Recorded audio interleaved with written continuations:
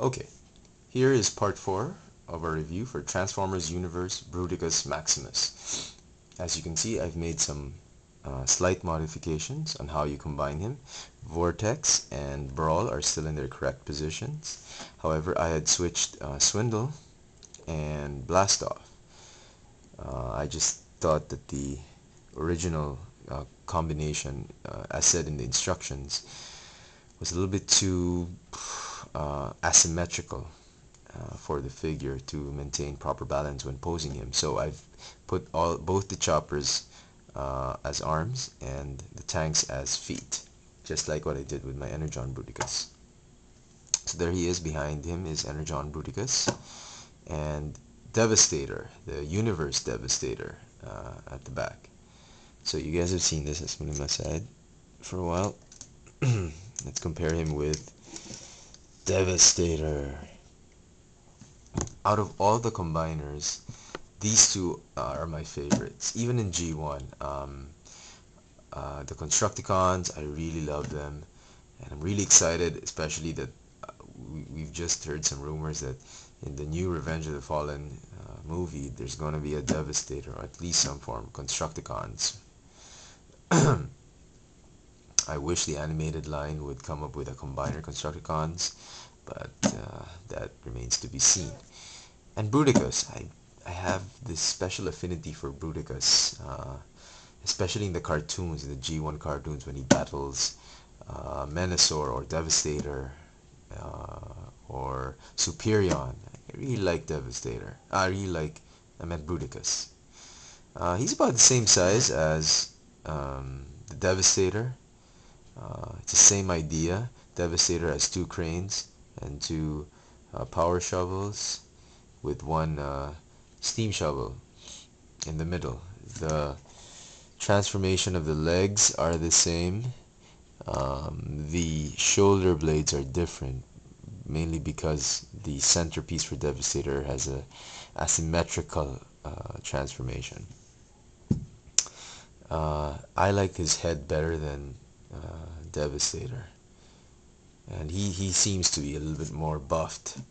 Devastator looks to be quite thin. I had kept Devastator in an asymmetrical combination because putting both cranes downstairs, on putting both cranes for feet, they really made him look skinny, and putting both and thick up top, but putting both the power shovels downstairs and the two cranes up top made him less bulky up top and very thin for arms. And I guess this is the best way to combine Devastator. But in as far as Bruticus is concerned, I think he's a lot better this way, because if you put the helicopters on top as arms, they have more posability as arms. They have more joints, so you can make these such a wide degree variety of poses for the arms if you use the helicopters on top. And if you put the tanks at the bottom for feet, it makes the figure very stable. Rather than having the helicopters as feet, especially Swindle. He's going to be very lopsided on his right side and very unbalanced. Whereas if you put Brawl and Blast Off, um, he keeps a very good balance, maintains a good center of gravity when posing this figure. So, well, the Blast Off tank and the Swindle chopper might have worked out well, or for the best in the end.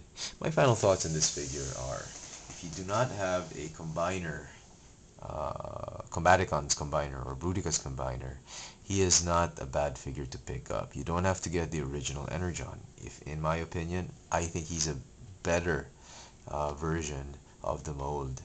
If you already have the Energon Bruticus, you don't have to get him. You get him only for nostalgic purposes. But uh, if I were to choose, I choose the new universe version. Um, you might also want to pick up, if he's still available, I think he's a Toys R Us or Target exclusive, the Devastator. Devastator is a really fun figure to work with, to play with. Even in vehicle mode, in individual robot modes, the Devastator figures, the Constructicon figures are very good. Actually better than these Combaticons. So there he is. Transformers Universe, Bruticus Maximus. Thanks for watching.